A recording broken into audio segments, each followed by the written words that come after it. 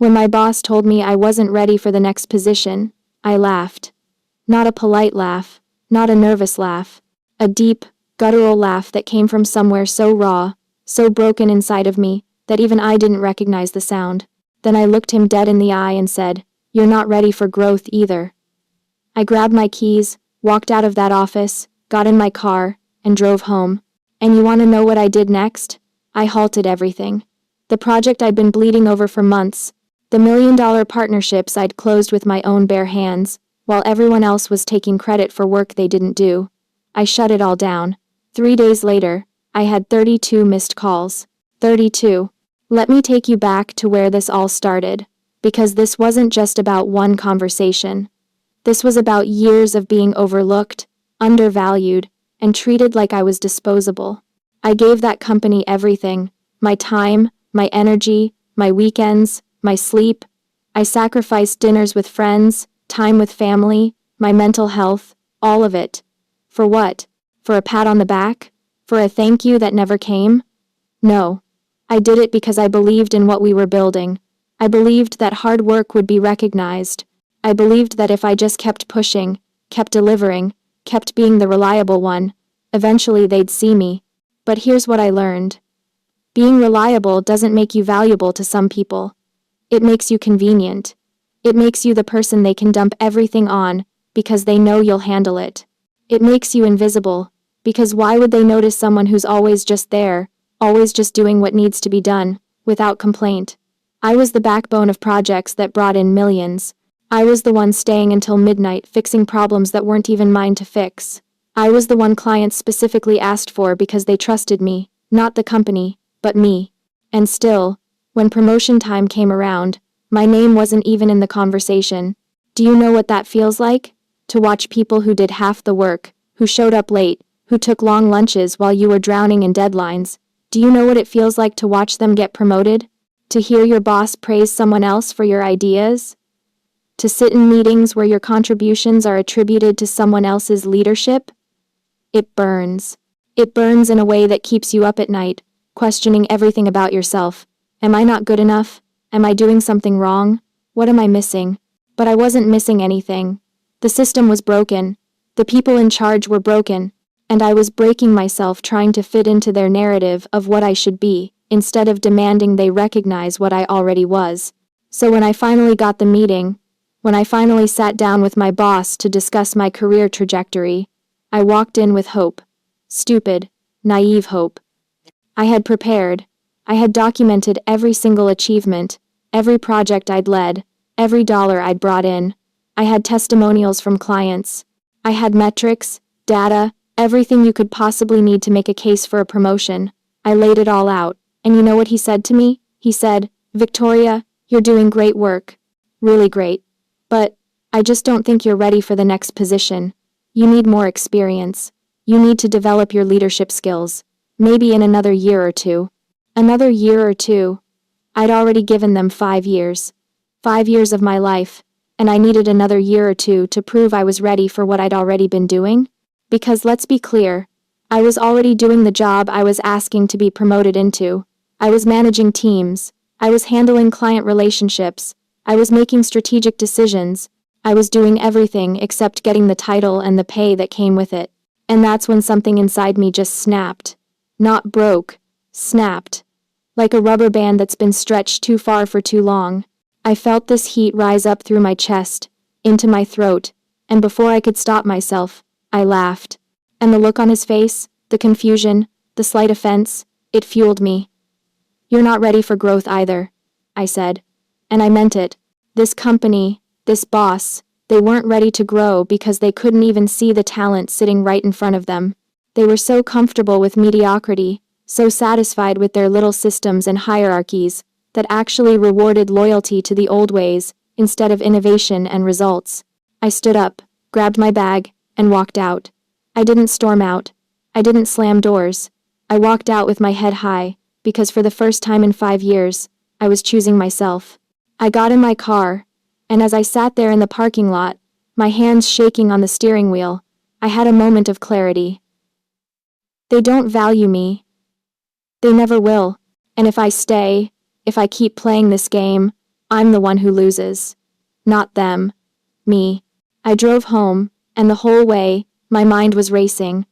I thought about the project I was leading, the one that was supposed to launch next quarter, the one that had partnerships worth millions attached to it, partnerships that I had secured, relationships that I had built. Not the company, me. They trusted me. And suddenly, I realized something powerful. I held all the cards.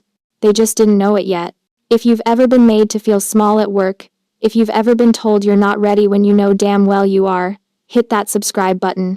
Because what I'm about to tell you is how I took my power back, and you can too. When I got home, I didn't collapse on my couch and cry, though part of me wanted to. Instead, I opened my laptop, and I started making calls. I reached out to the partners I'd been working with. These were people I had relationships with, people who respected my work. I explained that due to unforeseen circumstances, I would no longer be able to continue with the project as planned, and I was formally stepping back from my commitments. I was professional, I was courteous, but I was clear. Without explicitly saying it, they understood something had shifted. Then I documented everything, every email, every agreement, every piece of the project that was tied to my personal involvement. I didn't delete anything, I just secured it, backed it up, made sure I had records of exactly what I'd contributed, what I'd built, what was mine. And then, I sent one email to my boss and the project stakeholders. Effective immediately, I am stepping back from the project. All documentation and current status reports are attached. Best of luck moving forward. I didn't explain. I didn't justify. I didn't apologize. I just stopped. I halted everything I'd been holding together with my bare hands and let them see what happened when I let go. The first day, my phone was quiet. I think they thought I was bluffing, that I'd cool off and come back. The second day, I got a few emails asking for clarification, asking when I'd be back in the office, casual check-ins that were really panic disguised as concern. I didn't respond. The third day, that's when the floodgates opened. 32 missed calls, text messages, emails marked urgent. My boss, his boss, colleagues, people from other departments I barely knew. Everyone suddenly needed to talk to me. Everyone suddenly had questions only I could answer. And I let every single call go to voicemail. Do you know what that felt like? To watch them scramble?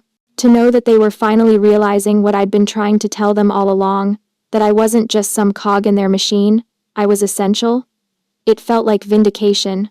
But it also felt painful because it shouldn't have had to come to this. I shouldn't have had to walk away for them to see my value. I shouldn't have had to halt everything to prove my worth. But that's where we were. The voicemails started polite. Hey Victoria, just checking in. Want to make sure everything's okay. Then they got more urgent. Victoria, we really need to talk about the project timeline. Then desperate. Victoria, please call me back. This is important. Then angry. We need you to fulfill your responsibilities to this company. And finally, almost pleading. Victoria, let's meet. Let's talk about what you need. What I need. Suddenly, after 5 years, they wanted to know what I need. Not what they needed from me. What I needed. The shift was almost laughable, if it wasn't so infuriating. On day 4, my boss showed up at my apartment. Actually showed up. I didn't even know he had my address. But there he was, looking exhausted, and frankly terrified. I almost didn't open the door. But I did, because I wanted to look him in the eye. I wanted him to see me not as the employee he could dismiss, but as the person who had the power now. We need to talk, he said. Now you want to talk, I replied, not moving from my doorway. He explained that the project was falling apart, that the partners were asking for me specifically, that the team didn't know how to move forward without my direction, that things were more complicated than he'd realized. Translation. They were screwed without me, and he knew it. What do you want, Victoria? What will it take to get you back? And there it was. The question I'd been waiting for, except it didn't feel as satisfying as I thought it would. Because what I wanted wasn't just a promotion or more money. What I wanted was to not have had to do this in the first place. What I wanted was to have been valued before I had to prove my absence would destroy everything. What I wanted was respect that I shouldn't have had to burn everything down to earn. But I'm not naive. I know how this works. so I looked at him and said, I want the position I asked for. I want the salary that comes with it, plus 20% for what I've already been doing without proper compensation. I want equity. I want a seat at the table where decisions are made, not just the responsibility to execute them. And I want a formal apology, in writing, acknowledging that my contributions have been undervalued, and that this company failed me as an employee. He stammered. He tried to negotiate. He told me he'd have to talk to upper management. And I said, fine, you have 24 hours. After that, I'm accepting other offers. I wasn't bluffing. I'd already started getting messages on LinkedIn from recruiters who'd noticed my sudden availability. He left, and I closed the door, and only then did I let myself feel everything I'd been holding in. The anger, yes, but also the pain. The deep, aching pain of realizing that a place I'd given so much to had seen me as so little.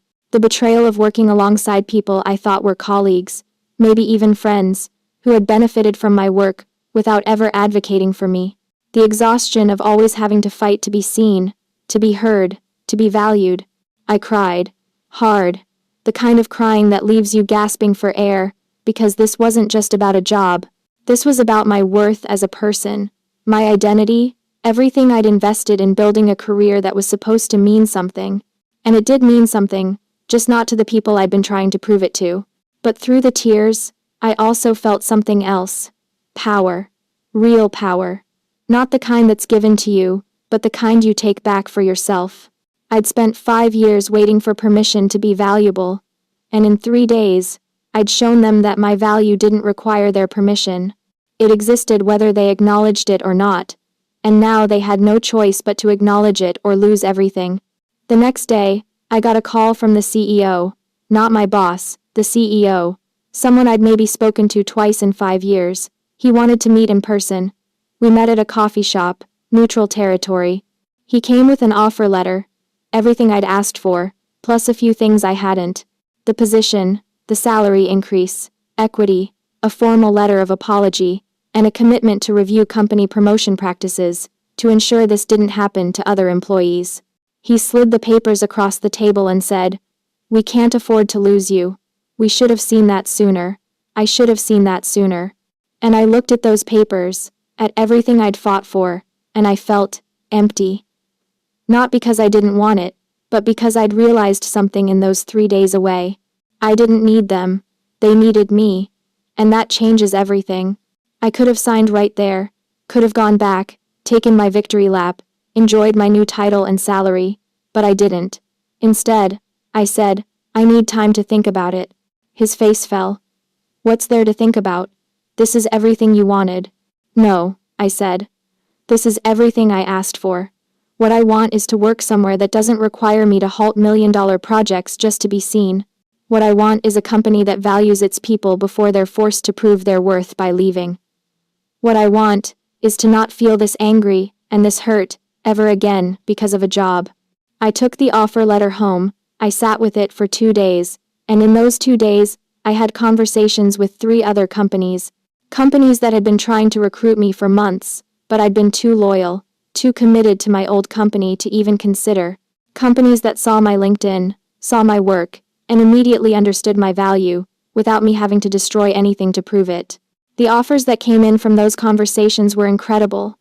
Better than what my old company offered, in some cases. But more than that, they were enthusiastic. They wanted me, not because they were desperate, but because they recognized talent when they saw it.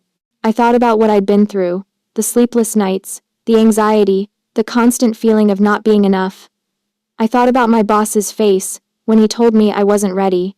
I thought about the 32 missed calls.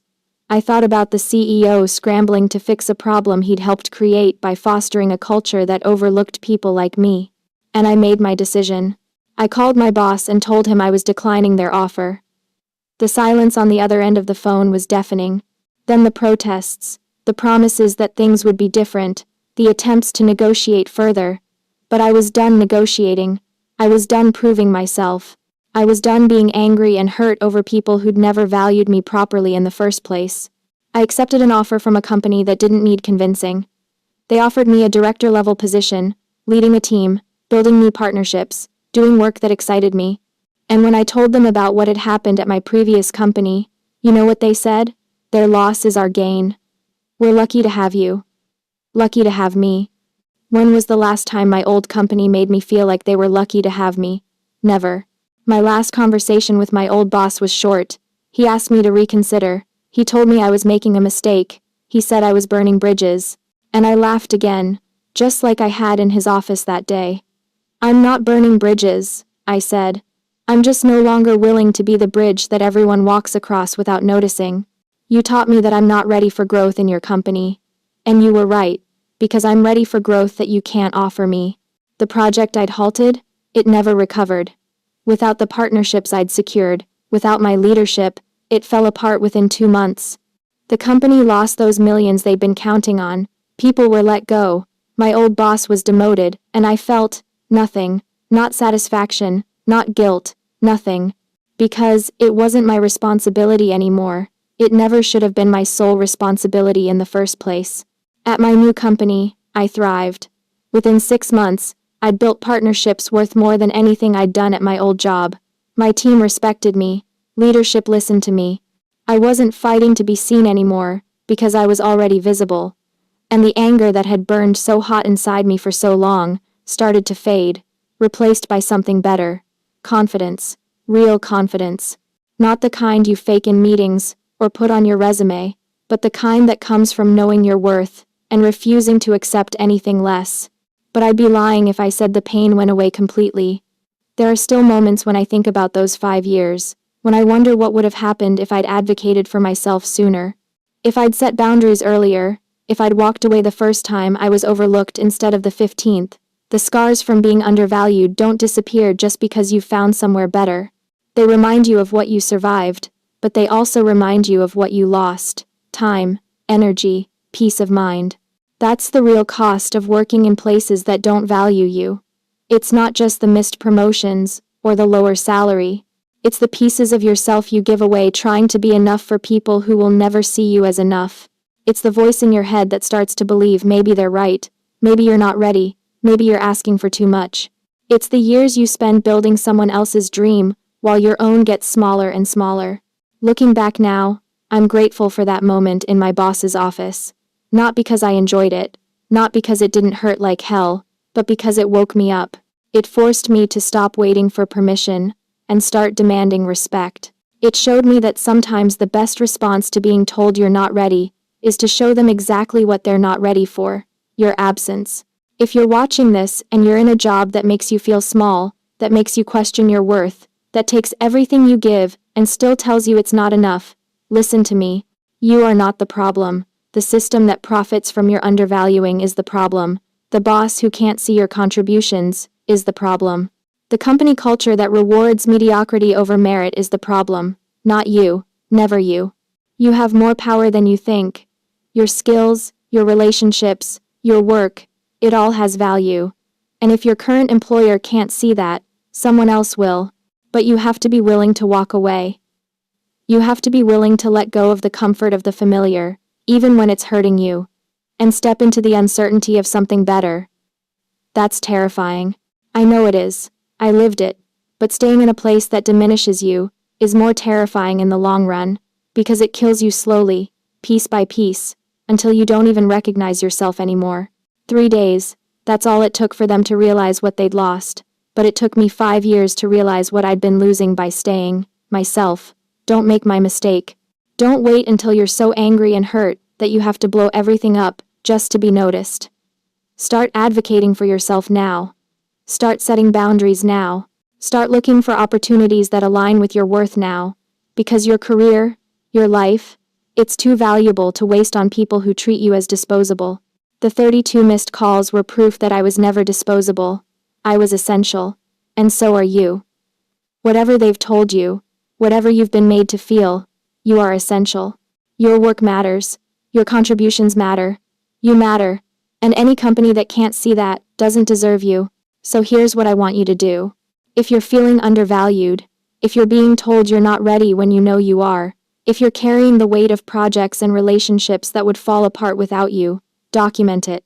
Know your worth, in concrete terms. Metrics, achievements, results.